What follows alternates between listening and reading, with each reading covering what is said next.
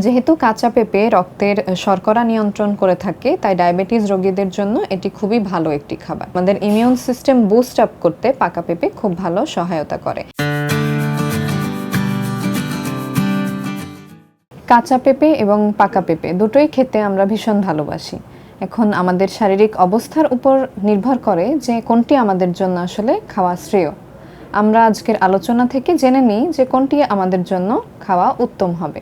আমি পুষ্টিবিদ নুসরাত জাহান চৌধুরী আজ এই বিষয়টি নিয়ে আলোচনা করব। প্রথমেই বলি, কাঁচা পেঁপেতে পেপেইন নামক এক ধরনের এনজাইম থাকে যা প্রোটিন ডাইজেশনে আমাদের সহায়তা করে। মূলত গ্যাস্ট্রিকের সমস্যা, কোষ্ঠকাঠিন্য, বদহজম জনিত সমস্যা থাকলে কাঁচা পেঁপে খুবই উপকারী। এটি লো ক্যালোরি এবং হাই ফাইবার ফুড হওয়ায় ওজন নিয়ন্ত্রণের ক্ষেত্রে কাঁচা পেঁপে খুবই উপকারী। এটি ভাইটামিনস এবং অ্যান্টিঅক্সিডেন্ট এনরিচড হওয়ায় আমাদের স্কিনকে অনেক বেশি হেলদি রাখে এবং ত্বকে বলিরেখা পড়তে বাধা দেয়।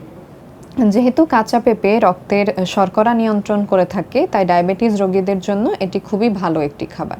এবার বলি পাকা পেঁপের বিষয়ে। এটিও হাই অ্যান্টিঅক্সিডেন্ট সমৃদ্ধ খাবার, সুতরাং আমাদের ইমিউন সিস্টেম বুস্ট আপ করতে পাকা পেঁপে খুব ভালো সহায়তা করে। এছাড়াও এটি পটাশিয়াম সমৃদ্ধ এবং হাই ফাইবার ফুড হওয়ায় এটি হৃদরোগের ঝুঁকি কমাতে সহায়তা করে। আমরা শারীরিক অবস্থা ভেদে নিজেরাই নির্বাচন করতে পারি যে পাকা পেঁপে আমাদের জন্য উত্তম নাকি কাঁচা পেঁপে। এবার বলি কিভাবে খাওয়া আসলে আমাদের জন্য বেস্ট হয়। আমরা অনেকে অনেকভাবেই এটি খাই, কেউ ভাজি করে, জুস করে, সালাদ আকারে। মূলত আমরা যে কোনোভাবেই এটি গ্রহণ করতে পারি।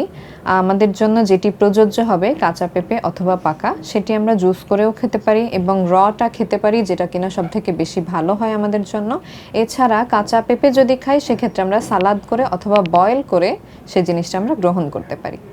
সবাই ভালো থাকবেন, সুস্থ থাকবেন। আসসালামু আলাইকুম।